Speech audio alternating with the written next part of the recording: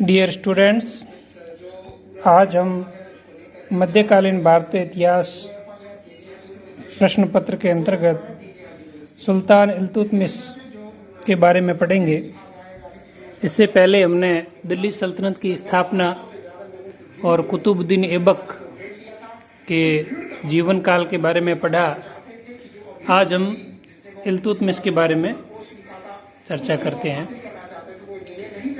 इल्तुतमिश भी उसी शमसी वंश का था और पहले जैसे गुलाम था, बाद में स्वतंत्र किया गया। इल्तुतमिश के शासनकाल की प्रमुख घटनाओं को अपन आज देखते हैं। इल्तुतमिश के शासन का महत्व क्या था, ये क्यों इम्पोर्टेंट है, सबसे पहले इसके कुछ पॉइंट्स देखते हैं, उसके बाद में आगे बढ़ेंगे। इल्तुतमिश पहला स्वतंत्र सुल्तान था। कुतुबुद्दीन ऐबक जो दिल्ली सल्तनत का शासक बना, वो शासक बनने के समय वो एक दास था, गुलाम था, लेकिन इल्तुतमिश राजा बनने से पहले अपनी दासता से मुक्त हो चुका था। इस प्रकार से ये पहला स्वतंत्र व्यक्ति था जो सुल्तान बना। दूसरा, उसने संतान के पद को वंशानुगत बनाया। जो सुल्तान है, उस सुल्तान के पद पर कौन रहेगा, इसका कोई भी सिद्धांत इस्लामिक सिद्धांतों में नहीं है। इल्तुतमिश ने इस बात पर जोर दिया कि उत्तराधिकार है वो वंशानुगत होना चाहिए, और उसने अपने पुत्र को उसका अपना उत्तराधिकारी बनाया था, जो अपन आगे बाद में पढ़ेंगे भी। उसने तुर्की शासन की स्थायी राजधानी स्थापित की। उसने जो स्थायी राजधानी उसकी स्थापना की, क्योंकि कुतुबुद्दीन ऐबक जो था वो पहले लाहौर में था और फिर दिल्ली में था, और 4 साल के कार्यकाल में उसकी 2 राजधानियां हो गई, तो वो अस्थायी रूप से अभी तक परमानेंट सेटल नहीं हुआ था। इल्तुतमिश ने इसकी स्थापना की। इल्तुतमिश पहला शासक था जिसने अपने नाम के सिक्के चलाए। ये सल्तनत का पहला शासक था। इससे पहले भारत में बहुत सारे शासकों ने सिक्के चलाए। दिल्ली सल्तनत का पहला शासक था जिसने अपने नाम से सिक्के चलाए, और उसने अपने राज्य को संगठित किया, एक प्रकार से संगठन किया कि वो राज्य है वो दीर्घ काल के लिए अस्तित्व में बना रह सके। तो देखते हैं कि ये सब चीज़ें उसने किस प्रकार से की। इसके प्रारंभिक जीवन के बारे में पढ़ते हैं। तो मोहम्मद गोरी के समय से ही इसको मोहम्मद गोरी स्वयं ने ही दास्ता से मुक्त कर दिया था, और यह भी शमसी वंश का व्यक्ति था। यह इलबारी तुर्क, ये भी एक जाति है, इलबारी तुर्क उस जाति का था। और वह कुतुबुद्दीन ऐबक जब सुल्तान था तो उस समय वह शर-ए-जानदार पद पर कार्यरत था। शर-ए-जानदार क्या होता था? जो सुल्तान है उसके जो निजी अंगरक्षक होते हैं, उन अंगरक्षकों का प्रधान होता है, उसको शर-ए-जानदार कहा जाता था। तो ऐबक के समय में इल्तुतमिश शर-ए-जानदार के पद पर था। इसके अलावा वह अमीर-ए-शिकार इस पद पर भी रहा, जो शिकार करने वाले लोगों का मुखिया हुआ करता था। इसके अलावा उसको बरन का इक्ता दिया गया था, और 1211 ईस्वी में उसने आराम शाह को परास्त करके सिंहासन पर अधिकार कर लिया। क्योंकि अपन ने देखा पहले वाले पाठ में कि कुतुबुद्दीन ऐबक का जो उत्तराधिकारी बना था वो आराम शाह बना था, तो आराम शाह को पराजित करके वो अपने सिंहासन पर बैठा। क्योंकि उसने राजा को, सुल्तान को हटा करके गद्दी प्राप्त की थी, इसलिए इतिहासकार अर्नोल्ड ने उसे सिंहासन का अपहरणकर्ता कहा। अर्नोल्ड के अनुसार इल्तुतमिश है वो उस शासन का वाजिब दावेदार नहीं था, इसलिए उसको अपहरणकर्ता माना है। लेकिन जैसा मैंने अभी कहा, इस्लाम में उत्तराधिकार की कोई परंपरा या कोई नियम नहीं था। जो इसकी ताकत ज़्यादा होती थी वो बन जाता था। तो उस हिसाब से इल्तुतमिश भी शक्तिशाली और समर्थ था, तो वो सुल्तान बन गया। अब सुल्तान बनने के बाद में उसके समक्ष क्या क्या कठिनाइयाँ आई, ये देखते हैं। उसके सामने जो सबसे बड़ी समस्या थी वो विभिन्न सरदारों की समस्या थी। कुछ कुतुबी सरदार थे जो कुतुबुद्दीन ऐबक के परिवार के थे, और कुछ मुइजी सरदार थे जो मोहम्मद गोरी के परिवार के थे। ये सभी सरदार मोहम्मद गोरी के साथ में आए थे और बड़े बड़े प्रभावी पदों पर विद्यमान थे। उन सभी सरदारों के मन में भी सुल्तान बनने की उत्कंठ आकांक्षा थी। इसलिए इल्तुतमिश के सामने यह समस्या थी कि इन लोगों को किस प्रकार से सत्ता के साथ जोड़ा जाए, और कई सरदार वो विद्रोह भी कर रहे थे, तो ये भी उसके सामने समस्या थी। दूसरी, यल्दोज और कुबाचा। अपन ने इससे पहले भी पढ़ा कि यल्दोज मोहम्मद गोरी के समय था, जिसको अलग से गजनी का प्रांत दे दिया था, और कुबाचा को भी सिंध वगैरह का प्रदेश मिला हुआ था। ये दोनों ही भारत के क्षेत्र पर अभी अपना दावा कर रहे थे, तो इन दोनों के दावों को भी ख़त्म करना था। ये भी इल्तुतमिश के सामने एक चुनौती थी। अपन ने मोहम्मद ऐबक के समय भी ये देखा कि कुतुबुद्दीन ऐबक के समय भी ये देखा कि बंगाल और बिहार बार बार उसके हाथ से आ और जा रहे थे, तो इल्तुतमिश के सामने भी यही चुनौती थी कि वो इन दोनों प्रांतों को किस प्रकार से जीत करके एकीकृत करें। इसके अलावा राजपूत शासकों के द्वारा विभिन्न प्रकार की चुनौतियां दी जा रही थी, जैसे रणथंभौर, जालोर, कालिंजर, ये सभी प्रदेश ऐसे थे जहां पर स्वतंत्र राजपूत शासक थे और इल्तुतमिश की सत्ता को चुनौती दे रहे थे। इसके अलावा मंगोल आक्रमण का भी भय था, जिसको इल्तुतमिश को उसका सामना करना था। तो ये उसके सामने चुनौतियां थी। अब ये देखते हैं कि इन चुनौतियों को उसने किस प्रकार से दमन करना शुरू कर दिया।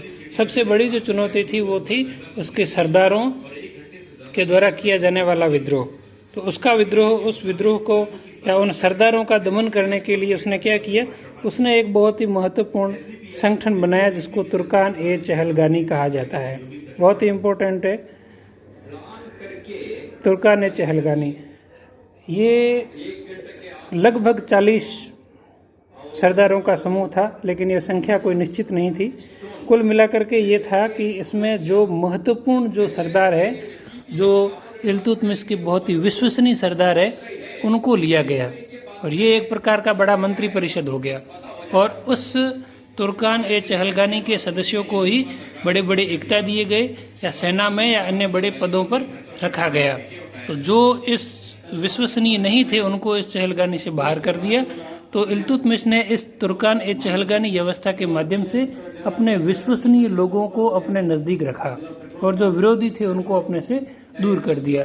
तो ये उसका एक बहुत ही महत्वपूर्ण कार्य था। यल्दोज के साथ उसकी एक लड़ाई हुई 1215 और 16 में, और उस युद्ध का नाम तराइन का युद्ध था। और इस युद्ध में यल्दोज है वो पराजित हो गया और इसी पराजय के साथ में उससे दिल्ली सल्तनत और गजनी का संबंध है वो हमेशा हमेशा के लिए टूट गया। अब गजनी अलग से हो गया और दिल्ली सल्तनत अलग हो गया। अब दोनों के बीच में कोई संबंध नहीं रहा। इसलिए जो पहले इल्तुतमिश के पॉइंट्स मैंने बताए उसमें लिखा था कि वो अपने स्वतंत्र सत्ता की स्थापना कर सका, तो उसने इस प्रकार से गजनी से संबंध विच्छेद करके अपने को स्वतंत्र घोषित कर दिया। कुबाचा जो था उसको उच्च बटिंडा और लाहौर ये प्रदेश उसके पास में थे और उसने ये सभी प्रदेश कुछ उसको मिले थे और कुछ उसने यल्दोज से जीत लिया था। और फिर उसने 1217 ईस्वी में लाहौर को भी जीत लिया। तो इस प्रकार से वो काफ़ी शक्तिशाली हो गया। लेकिन जब भारत में मंगोल आक्रमण हुआ, उस समय जलालुद्दीन मांगबरनी भारत आया, तो उसने कुबाचा को भयग्रस्त कर दिया और इस परिस्थिति का फ़ायदा उठाते हुए इल्तुतमिश ने 1228 ईस्वी में इस कुबाचा को भी हरा दिया और वो अंत में जाकर के नदी में डूब गया और इसका भी खात्मा हो गया। तो इस प्रकार से उसने सरदारों का दमन कर लिया, यल्दोज और कुबाचा का भी अंत कर लिया। अब उसके सामने एक बड़ी समस्या आ रही थी, मंगोल आक्रमण। मंगोल नेता चंगेज़ खान था, उसने ईरान के शासक ख्वारिज़म शाह पर आक्रमण किया। ठीक है, जब मंगोल शासक चंगेज़ खान ने ईरान के शासक ख्वारिज़म शाह पर आक्रमण कर दिया, तो ख्वारिज़म शाह का जो पुत्र था जलालुद्दीन मांगबरनी, वो भारत की तरफ बढ़ा। ठीक है, चंगेज़ खान था, मंगोल प्रदेश का था, उसने आक्रमण किया।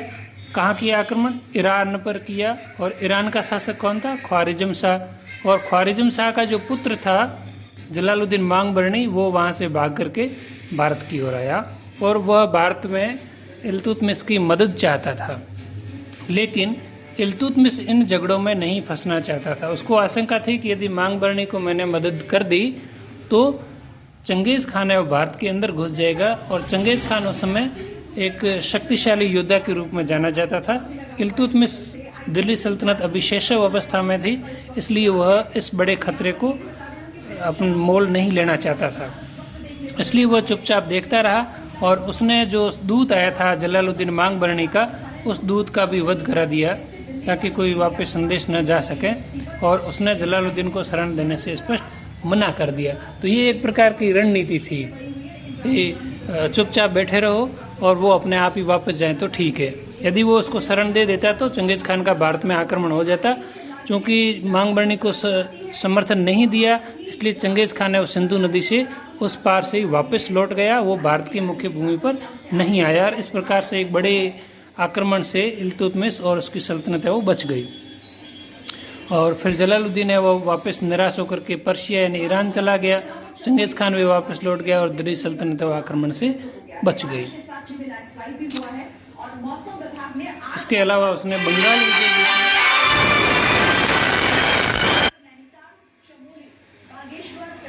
बंगाल में उसने जो इल्तुतमिश था उसने नसूरुद्दीन को